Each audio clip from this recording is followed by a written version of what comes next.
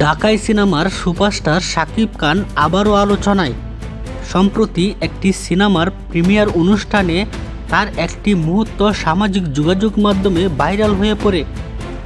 Viral হওয়া video ও ছবিতে দেখা যায় অনুষ্ঠানের উপস্থিতি দুই নায়িকার সঙ্গে কথা বলার সময় শাকিব খান একজনের কাঁধে আরেকজনের কোমরে স্পর্শ করেন, যার ফলে দুই নায়িকাই অস্বস্তিতে পড়ে যায়। আর এই দৃশ্যটি ঘিরেই তৈরি হয়েছে ব্যাপক বিতর্ক। নেটিজেনের একাংশ বলছেন এটি স্বাভাবিক আচরণ, তার সহকর্মীদের প্রতি সৌজন্য প্রকাশ। অন্যদিকে অনেকেই এটিকে অপ্রয়োজনীয় স্পর্শ বলে সমালোচনা করেছেন। কেউ বলছেন এটা একদমই স্বাভাবিক, বাড়িয়ে দেখা হচ্ছে। আবার কেউ লিখেছেন ক্যামেরার সামনে এমন আচরণ ঠিক না, শাকিব খান কি কোনোদিনও ভালো হবে না? তো বন্ধুরা, এ বিষয় নিয়ে আপনার অভিমত কি জানাতে পারেন কমেন্ট বক্সে।